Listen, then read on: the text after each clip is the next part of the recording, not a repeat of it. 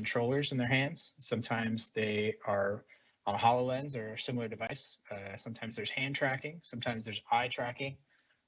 And sometimes you've got characters and users that are experiencing the same thing with mixed abilities based on their input. So you have to kind of take a step back and think, what is the intent of the experience? And are these different experiences going to have to kind of merge together, or are you creating for one specific thing? So if you know that all of your users are going to be able to have hand tracking and full finger tracking, then you can plan for that with your characters. But if you don't know what they're going to have or what their level of input is, you want to keep that in mind. And you need to have some sort of workaround for things, so that if characters can't pose their hands, people can't move their hands with their real hands, maybe there's a button on a controller that allows them to point, or maybe there's some kind of like button where it poses their face for them because they don't have the ability to do that within the experience. And you always want to work within your technical limits. So usually coming into the experience, you have some or all of these inputs from the user. So you may know the head position. You may know the hand position, including fingers in some cases. You may know if there's eye tracking, like on HoloLens 2, we can track the pupils, so you know where they're looking. Even though their head is pointed somewhere, you can see what their eyes are doing. Sometimes you have limited information. If you're on a phone and your user is on a phone, maybe they are just a point in space that can kind of orbit around and look at things. They don't have any hands, they don't have any head necessarily. Sometimes you have combinations of all of the above. Sometimes you've got a situation where you have one hand and not two, depending on how the user has their system set up.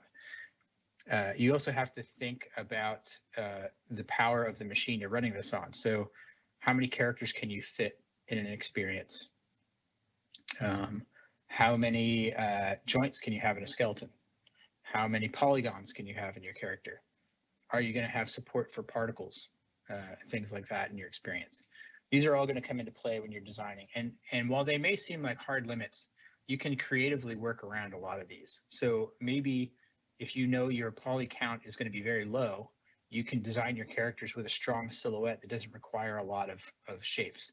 So if you think of how much they can do with Minecraft characters, I mean, that is very limited polygonal information. Everything's blocky and it fits with the world, but because that art style has carried across everything, you don't question that those characters belong in that world. They're seated in there. It looks like they belong there.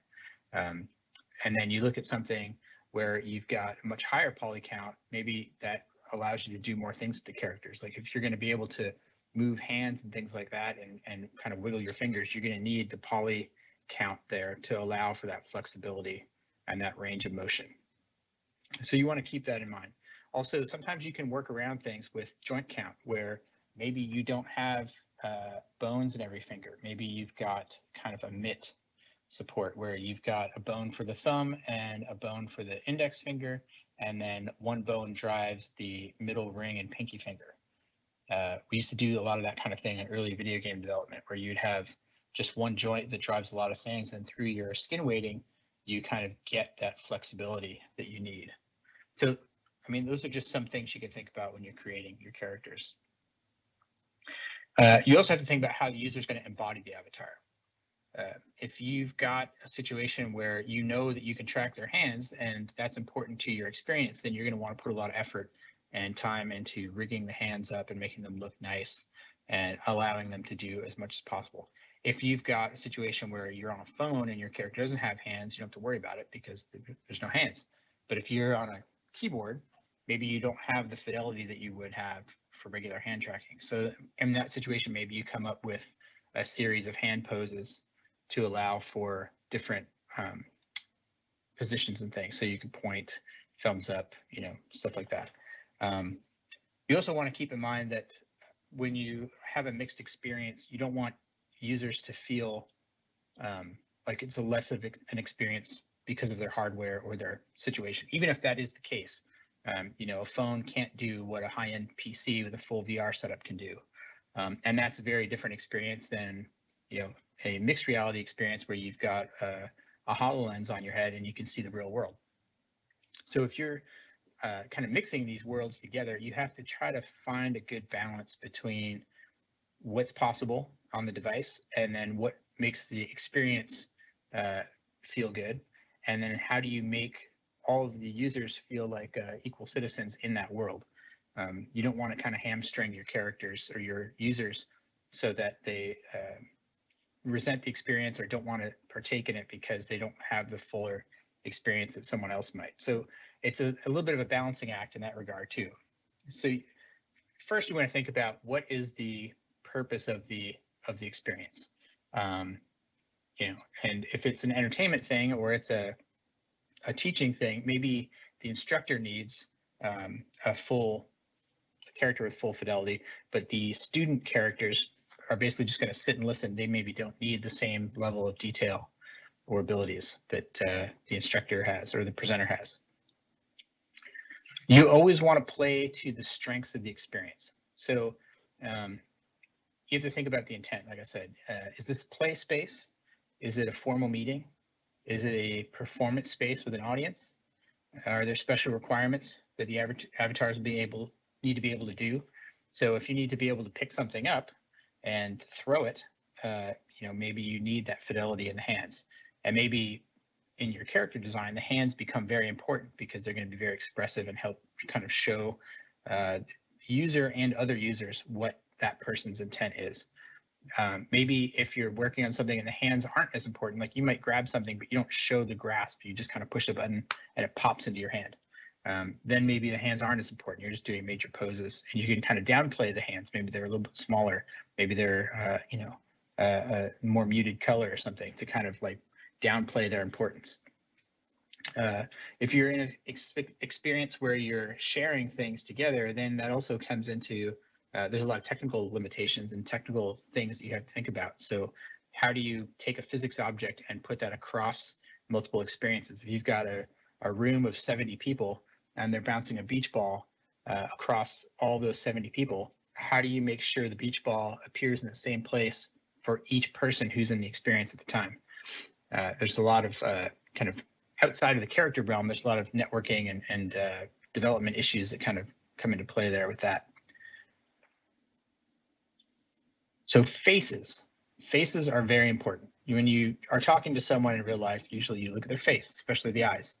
So you want to take time to kind of make them important in your experience. How do you make the face is going to depend on what the intent of your experience is. So if you're in an experience and you want to do a lot of like talking and you want people to kind of interact and things, the face is going to be very important. If it's more of a training thing and it's more about what you're doing with your hands and the order of how you put something together or something, maybe the faces aren't important at all. You can get by with a character that's just got like a full face helmet or something, or a face that doesn't move. So you want to prioritize based on the intent of your experience. How detailed do we make the face? Well, you're going to want to make sure that the face has you know, eyes that can look around if that's important. Do you have mouth movements? How does the mouth going to move? Are you trying to replicate reality? You know, are you going to take the time to make some kind of really nice skin shader that reacts well to the light? And you know, that may be taxing on the machine, and you have to make decisions based on the capabilities of the experience and the devices that the experiences are being experienced on. Does the cost of a skin shader, is it worth it when you could spend that processing on maybe a couple more joints in your hand, or you know, something like that?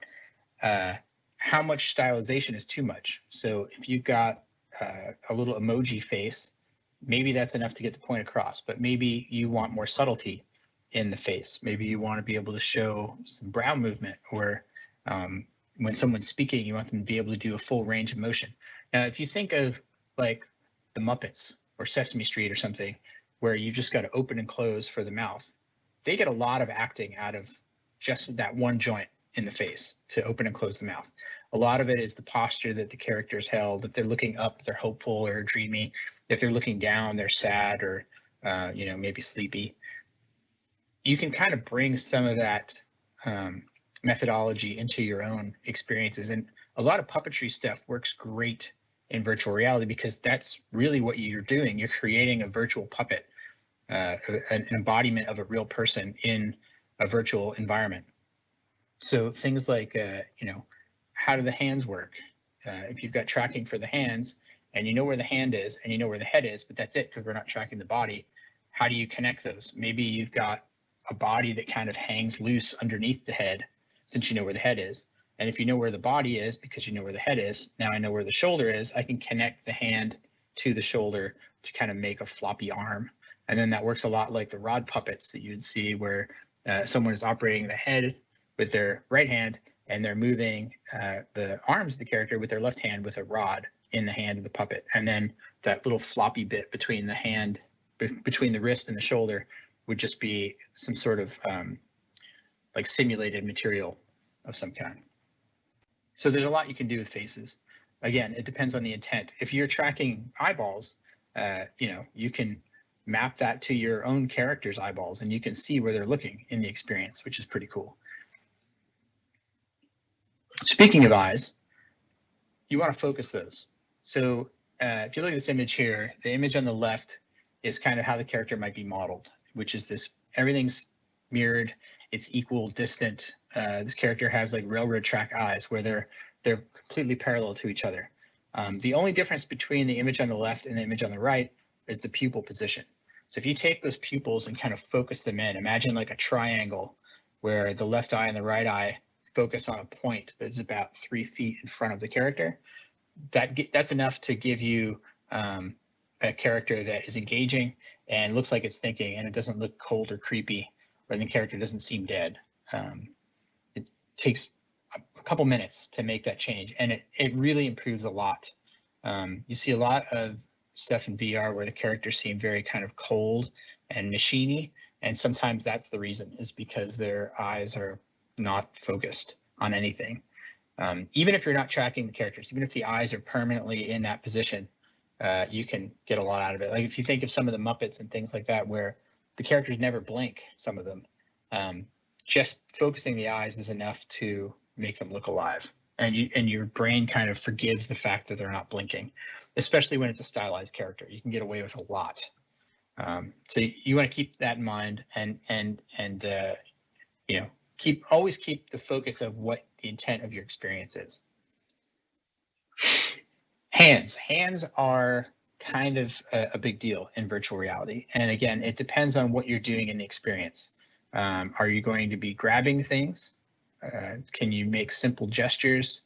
Do you need moderation because of that? If somebody makes a rude hand gesture or starts to grab other people in the experience, you're not going to want that necessarily. So that brings in a whole other layer of things you have to think about. Another thing is, how do you accommodate for users with no or limited mobility? If you've got a user that's got some reason that they can't use their hands, either technological reason, they don't have hand input, or some physical issue where they can't use their hands, how do you get around that? What do you do to kind of make the experience equal for everyone? And maybe in the future, we'll have the technological ability to replicate sign language. Hand tracking is getting very, very good. HoloLens 2 has some great hand tracking. I can foresee a time where sign language could be something that we see in virtual reality. It's not quite there yet, but it's amazing how far the technology has come in the last few years. With that fidelity, though, comes a lot of rigging that you need to do so that the characters can make those poses. So not just opening and closing hands, but also splaying the hands apart so you can widen the fingers and widen your grip, or posing the hand so that if you touch your pinky to your thumb, you get that kind of cupping of the hand, which is often overlooked in CG for simpler projects.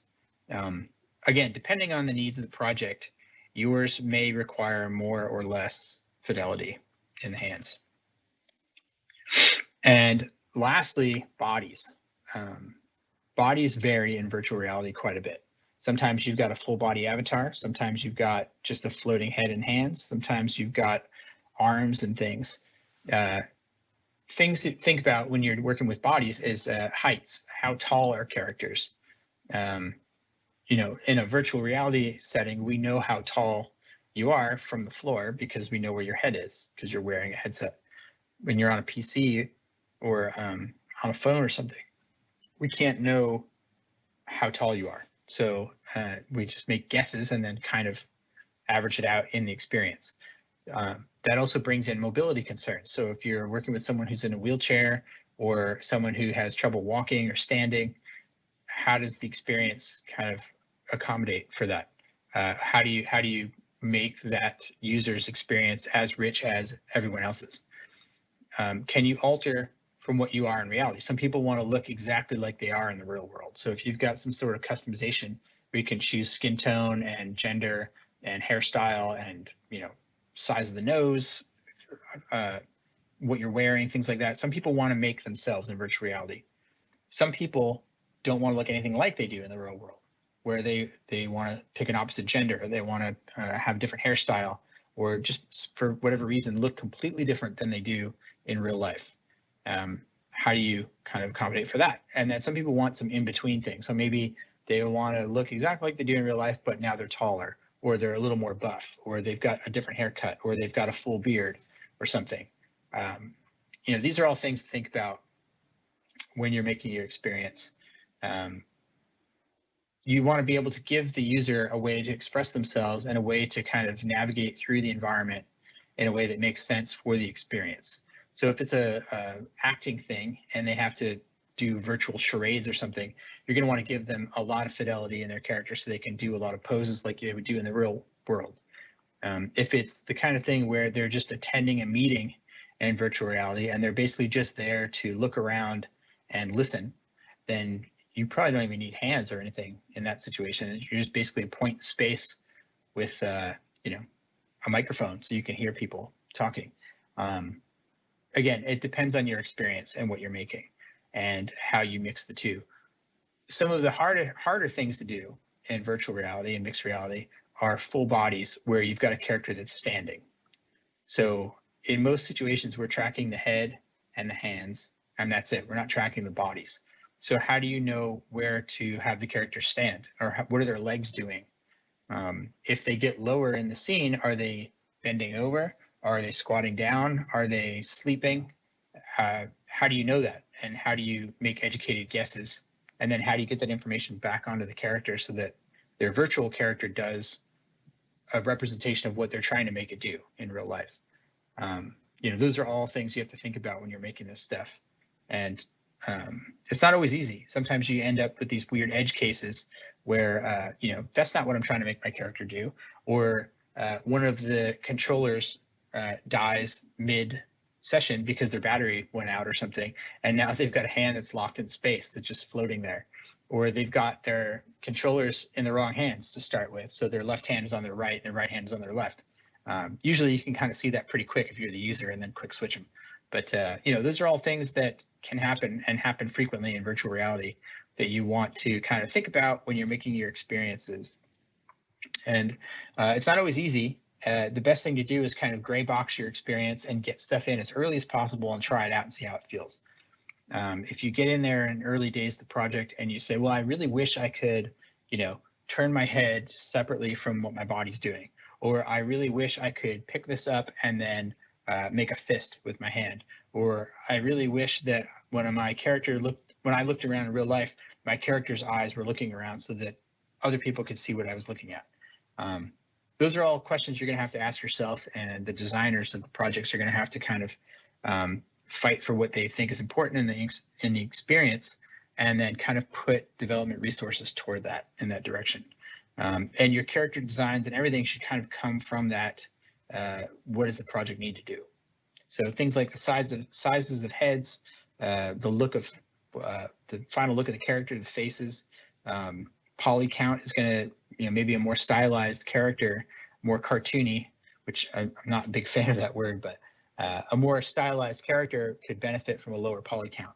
Whereas if you're trying to do ultra realism and you've got a very, very limited poly count, you're going to have a hard time trying to make that look as real as possible. Those are all things you're going to want to think about when you're making. entertaining characters for virtual reality and mixed reality. Some of the experiences that I've seen do it really well are experiences where they have multiple users with multiple types of input, and somehow it all just kind of works. Where someone on a phone has a very enriched experience and a rewarding experience right alongside someone who's got the latest and greatest headset and controllers set up. Yeah, you want to try to make it as good as possible for everybody across the board. And this is my email, flbishop@microsoft.com. If you've got any questions about creating entertaining characters, again, this is just an overview. It's not a tutorial. It's just things to think about when you're developing your virtual reality and mixed reality characters. But my email address is there. If you've got any questions, please feel free to email me, ask anything, and I'll answer everything I can. And speaking of answering things, any questions? We've got some time for questions. If you want to just put them in the chat here, and then I will answer them after the experience. And again, if you didn't get your question answered or you have a follow-up or something, you can always email me. My email address, flbishop@microsoft.com. I'd be happy to answer anything and everything that I can. Thank you.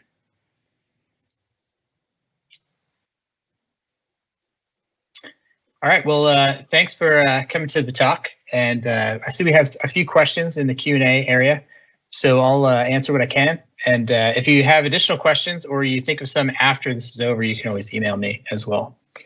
So let's see, one of the questions is, do you have photos or video examples of your favorite or least favorite avatar designs? There's all kinds of legal reasons why I can't show stuff in these slide decks, or I would have filled it with lots of stuff. Probably one of my earliest memories of what I think of as an avatar, and I'm old compared to a lot of people that do this kind of work, is the Dire Straits video, Money for Nothing. If you're not sure, look it up on YouTube. Now, they weren't avatars per se, but they were computer characters, and they represented these guys that worked in like this appliance delivery place that you used to have to order your appliances from a store that sold specifically appliances before Amazon and stuff like that. Anyway, in the video, these guys kind of walk around and do all this stuff. And that's kind of my earliest memory of computer generated full body characters. And now, living in 2020, a lot of the avatars look like some of those early 80s CG stuff. So that's probably one of my earliest. I really like kind of the sci-fi representation of avatar stuff. If you think of like the movie Tron, where they've got an embodied character that represents the user, a lot of that stuff kind of came to pass in real life. So it's kind of neat. I myself prefer the more stylized characters. I really like stylized games, character designs from games like Overwatch or Team Fortress 2. Those are both games, not VR experiences or MR experiences, but that kind of stylization I really enjoy. I think when you try to make things super real and you're in there painting like skin pores and hair follicles and things, you kind of start to go into that uncanny valley, they call it, where things look super real, but they're not quite real and they're a little bit off. If you look at some of the work that's been done in cinema, where they try to have a performance from an actor that's no longer able to act, they've passed away or they've moved off the project or something, it's never quite as good as the real person. Or even some of the deepfake stuff where they're using video source from other characters and they're using kind of AI stuff to generate that generated face, usually looks better than some of the CG stuff that's done. So I kind of like the stylized stuff because it kind of has that disconnect where you can kind of go more toward the art direction and think about what the needs of the project are more than trying to get every little vein in the eyeball to look correct. Okay, another question. I know that HoloLens 2 has iris tracking. Would that same function also support something like face mapping or rigging for 3D avatars? Great question. Anything's possible. When we are tracking the pupils, we're looking at basically just your eyeballs. We're not looking at your face. So that's just tracking, up, down, left, right of your individual pupils. And they are individual. It's not tracking them. I mean, they're tracking both of them, but if you can cross your eyes or make them go wall-eyed, it'll track that too. So you could use that to drive certain things. You could also hook that up to something where maybe the direction of the eye works facial expression. So if you wanted your character to smile, you could look up, or you wanted your character to frown, you could look down. or maybe you could use that, you know, to drive something else on the face. Maybe you can make guesses so that if I'm making like an ooh sound and I'm looking straight forward, maybe it makes my eyes go wide. Now, it wouldn't track the eye necessarily going wide, it would just track the pupil, but maybe the pupil combined with that mouth shape could drive something on the avatar's face. Let's see, what's another good example? A lot of times I've seen stuff where they'll have controllers on the hand, that your hand control drives some of your facial expression. So you'll do like an up, down, left, right to kind of drive usually expression. So like up would be your smile, down would be your frown, and then out would be like maybe angry, and then in would be like surprised or scared or something. Yeah, usually you want to be able to drive that yourself. There's not too much we can do with the eyeball tracking to track your full face, but you can kind of make educated guesses based on eye position and what you're saying if you've got audio input. Okay, so any good tools to design characters in mixed reality? Yes, the best tool, I have it here, is a pen. Just draw it out on paper.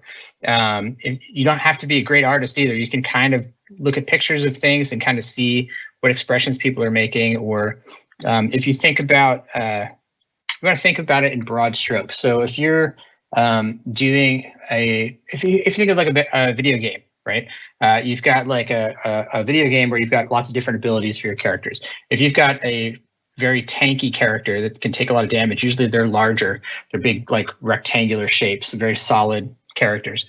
But maybe you've also got a character that's very fast and can get around stuff quickly and kind of sneak in stuff.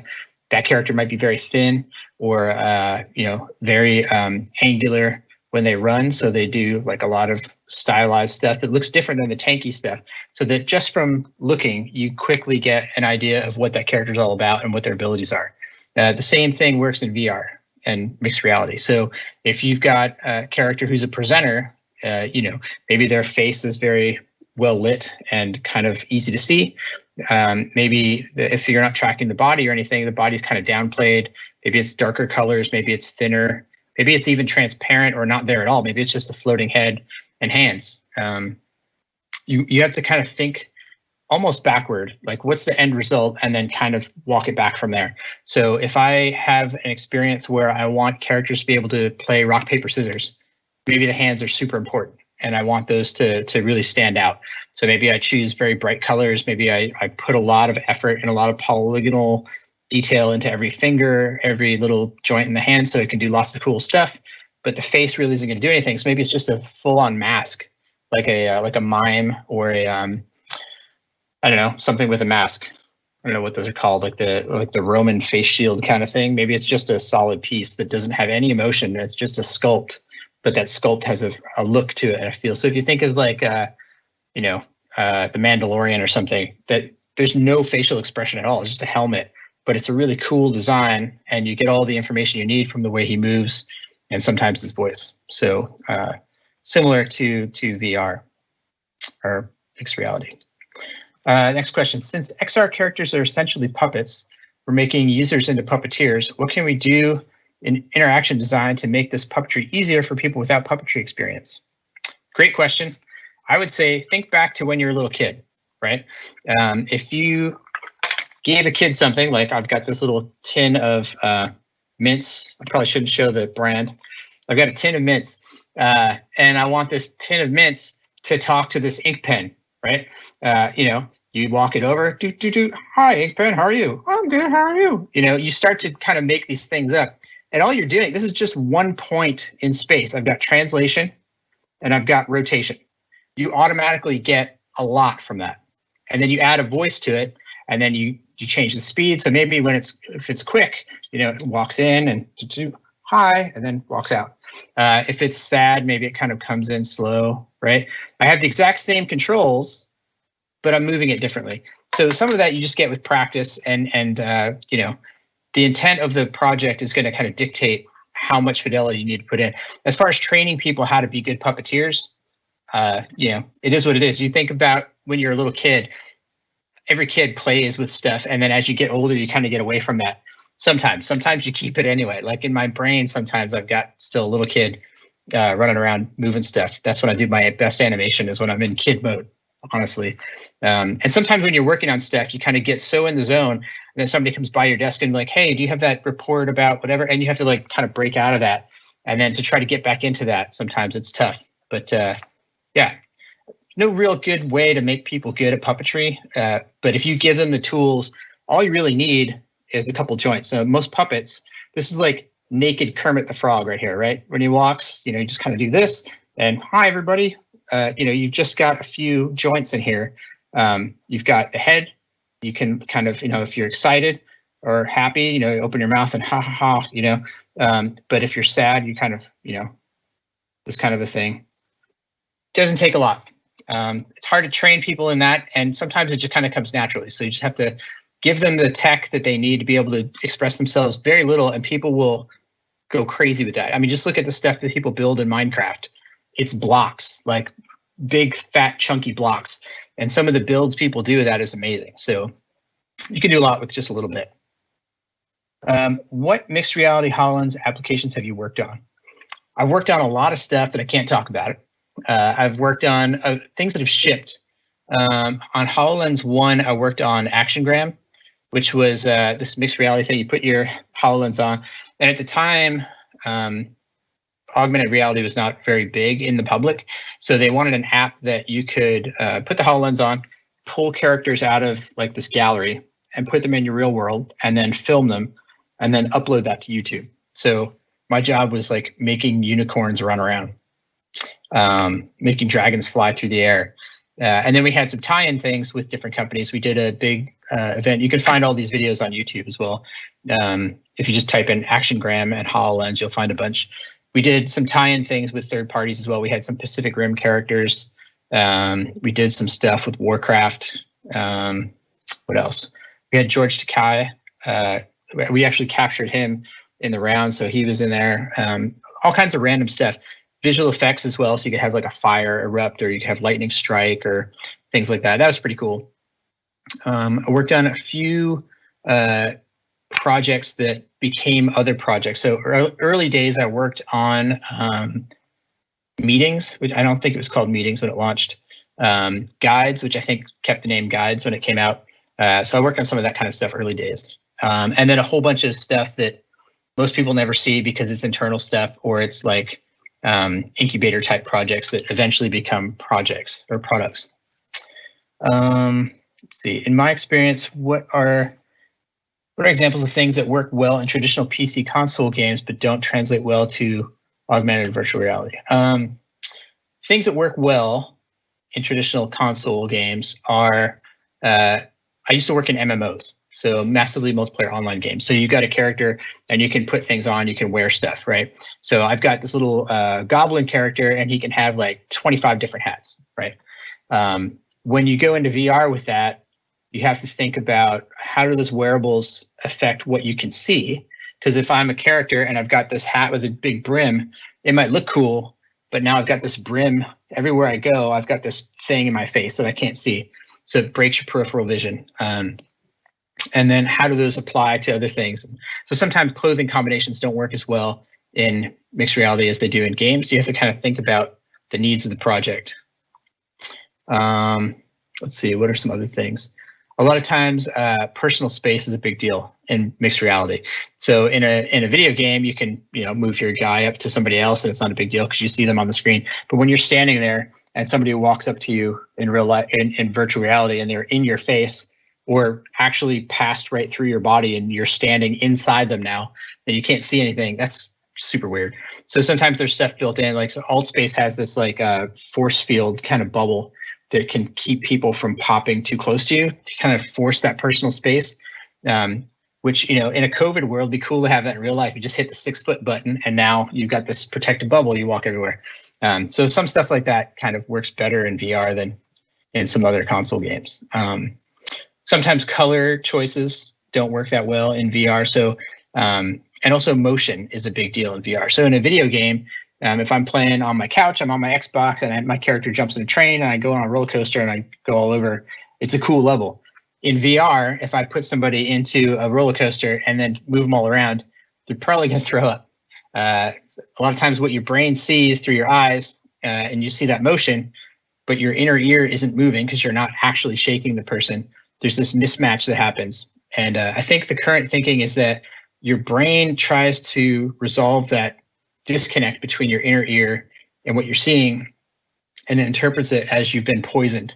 So you try to throw up to get rid of that poison. And that's why sometimes people feel nauseous. I think that's what the current science is behind it. But so motion a lot of times doesn't translate well. Let's see. What type of character creation? Sorry, what type of character creation systems you might recommend for basic in this art? So what creation system? I think the question is, how do you create your characters? Like from a user standpoint, maybe you have something where you can choose body shapes and facial features. As far as like, how do you create a character? From a tech standpoint, you can use any kind of 3D software, works well. I know a lot of people use Blender. Maya is kind of an industry standard. I use Maya myself. 3D Studio Max, anything that you can have a polygonal output, you can kind of pull it into a software like Unity or Unreal or something, and kind of start. So let's see, any tips on non-player character design? Non-player character design, you kind of have to think of what the character is supposed to do. So if it's kind of like a non-playable character that's supposed to give you quests or something, maybe you want the character to have a very visual need for something. So if it's somebody, like I'm thinking of like my MMO days where you've got a character who's like, help me find my 7 sheep. And then you have to run around the world and find the 7 sheep. Maybe the character is kind of like looking around or like kind of freaked out, or they look distressed. So that makes you want to go kind of help them. Things like that when you're doing non-player characters are really helpful. If you think of then, what does the character need to do? What should I feel when I see this character? All those kind of things can play into the design. So if you make a character that looks strong and tough, maybe it's somebody that is going to challenge me to something and I kind of want to stay away from them. But maybe if I want to go talk to that character, you want the player to go talk to them, maybe you give them more attractive quality. I don't mean attractive like, oh, they look great, but maybe it is that. I don't know. It depends on what you're making. You have to kind of work that into your character design. Let's see. Setting a character height from what player control is based on headset from the ground example, perhaps to avoid player feeling ill. Yeah, some of the issues that you have with mixed reality is the position of the head, but you don't know if that's how tall the character is, if the person has temporarily bent down to pick something up. Did they just take the headset off and set it on the table while they're doing something else and now they're 2 feet tall? You have to kind of make educated guesses based on a lot of that stuff. And we don't have a lot of, we don't have any body tracking really in most cases. So what do you do from a character? Do you make them bend down? Usually to keep people from feeling ill, you want to give them complete autonomy into how fast they move and where they're looking. As soon as you take that away from somebody, that's when you start to get this nauseous feeling. If I'm slowly being pulled, there's a VR experience, I'm not going to say which one it is, but you're slowly being pulled down this street, right? And it's just a slow drift. Imagine you're on a desk chair and you're being pulled through the office, right? It's not very fast, but it's just enough that I'm not moving, but I'm moving. And that made me so sick as a user, I had to like go home early. That's the only time I've ever gotten sick in VR. I've done like the roller coaster stuff, which makes a lot of people nauseous, but I knew what I was doing. A lot of times for something like that, where you do need to move them through the space, if you do like the car method, where you've got something that's not moving that you're inside of. So I can look down at the dashboard of the car, or I can see kind of like a handrail or something that isn't moving, just like I'm not moving. It gives you just enough to focus on that you don't get that nauseous sensation. As soon as you put somebody like falling through the sky with no point of reference that's moving at the same rate they are, that's when people start to get sick, at least from what I've seen. In your talk, to bring a mix of software, hardware concepts, shader, processing power, character design concepts. How much of your time is devoted on the technical side of character design and animation? How important is to have both? How important is it to have both skills? So I started my career actually in graphic design. That's my degree. So like letter spacing, the distance between letters and things like that. A lot of the stuff I picked up on my own. I was a character animator in feature films for a little while. Worked on video games, all kinds of stuff. So my degree started in graphic design, and then I kind of transitioned over to animation. Then I picked up rigging. Then I picked up visual effects. And the weakest of my skills actually is programming and tool writing. And that's what I spend most of my time doing now, actually, is writing tools and rigging and things like that. So, but because I know how to do that other stuff, it kind of informed what's important for the technical side. So I can help other artists kind of get to where they need to be faster. And as a technical artist, you want to kind of reduce the number of clicks for people and make it as easy for them to do what they want to do creatively without thinking about the tech side of it. So like you do all the heavy lifting so that somebody else doesn't have to. And mixed reality is kind of the same thing. You don't want somebody to be in your experience thinking about, oh, look how many joints are in this hand. I can do all this stuff because I've got, 3 joints per finger. You want them to be like, oh, this is so cool. I can do all this stuff, As soon as you can take that tech side away, not take it away, but take it away from their thinking about it, because it's so easy to do the stuff they want to do. They don't even have to think about the technology. You want to be able to allow them to do whatever they want, within the scope of what you're trying to get them to do, without thinking about the tech side of it. So it is kind of important, but it's also, all of these things have been solved to some degree. And if you focus on a problem and you break it down into easy little steps, you don't have to do it all on day one of your project. If the importance of your project is, the hands, do lots of iterations and tests, and do a lot of A/B testing. Like have people in early days to test it and say, okay, try this out. What do you think? What would you want to be able to do with a hand? Do you want to be able to spread your fingers? Do you want to be able to bring them in? How important is that? Do you want to be able to put a ring on your finger? How important is that? Is there a need for that kind of thing? Do you want to be able to paint the nails different colors? Do you want to have a different color on each nail? How long should the fingernails be? Things like that. Maybe it's not important to your project, but if you can kind of think about a lot of these things from different directions, it'll really help your projects get much better and allow you to let your characters do even more stuff. Any other questions? I think that was the last one that's published here.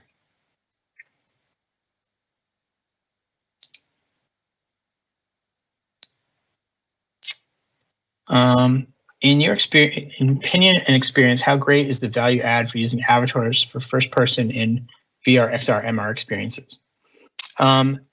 If it's a first person thing and I'm in there by myself and I'm just doing stuff, I don't care what I look like.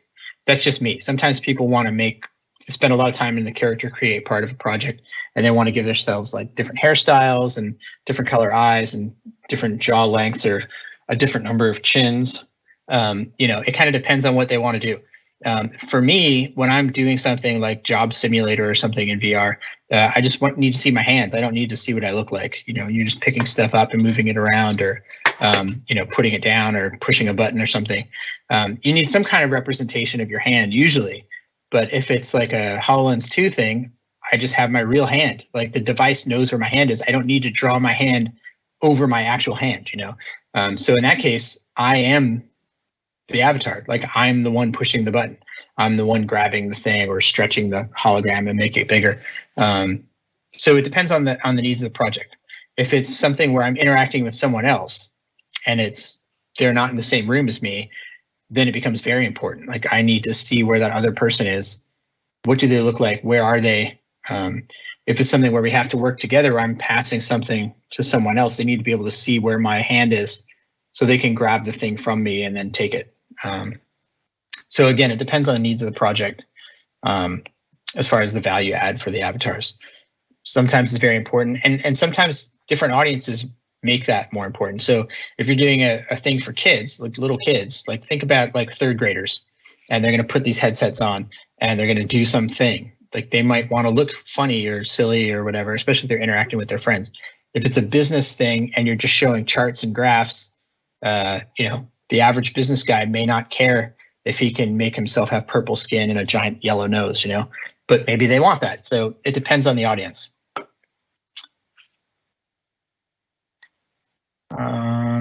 Have you heard of the Void experience, and have you or do you plan to work with them on projects? I went to Orlando pre-COVID let's see, when was I there? 2 years ago, I think. No, it's a year ago. Yeah, last summer. And I did the Star Wars Void experience, which was amazing. If you get a chance to do it because you go in and you put this backpack on, you got the headset on, and they hand you this like rifle thing and you go through.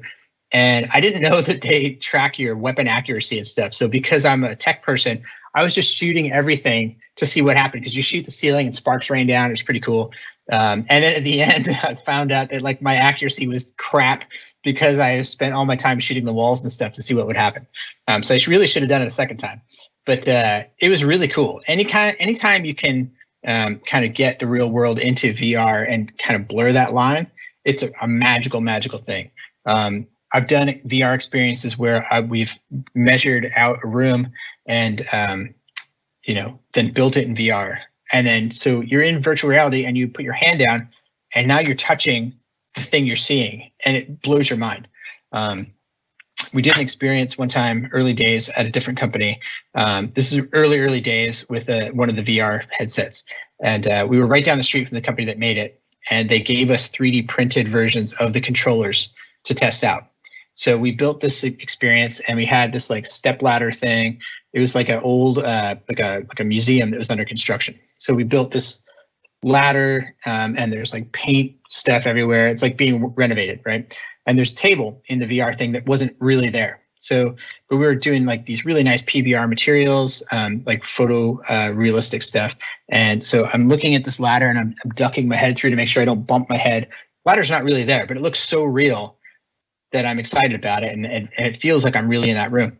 So my time is done. I set the controller down on the table, but there's not really a table there. And I dropped it and it snapped the controller when it hit the floor. So you have to be careful in virtual reality. What role does color play in the design for XR? Color is important, and color is a tricky beast too, because there's a lot of people that are colorblind. And even within the colorblind realm, there's different degrees of color blindness, different amounts, different color bands that people can see or not see. So you have to be really sensitive to what colors mean to different people and how you use them. And a lot of projects will have a color blindness setting that you can adjust and change based on your different vision abilities. So a lot of times we'll combine not just a color, but maybe there's something else. So if there's a button I have to press for some reason, I want to stop something, I'll make the button red, but maybe I also make an effect that kind of pulses out of it or something that kind of, if I want you to push it, this effect that kind of like pulls in and kind of does this like pulsating thing so that you know you have to hit it. So I try to combine color with some kind of motion or particle effect or something that kind of helps inform what you're supposed to do with that thing. Or you can, if you want the thing to stop when you do it, you kind of rely on some cultural norm. So maybe if I want somebody to stop, I'll make the button, like a stop sign shape, and I'll write stop on it real big, to kind of help do that kind of thing. And also color can help tell time of day. Color can help tell health. So if you think of a game where your character is vibrant and healthy and everything, maybe as they get lower energy, maybe you desaturate the color and they get much more grayed out and things like that. So color is hugely important in XR, but you have to think about how it's being used and how you can kind of help people that maybe can't see the full spectrum of color. How do you kind of bring that same functionality to them? Any other questions?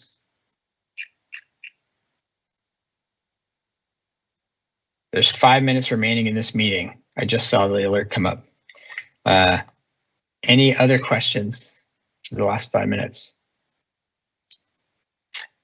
When do you think holoportation will become a reality? There's a list of questions I'm not supposed to answer, and that I'm sure that's probably on one of the lists.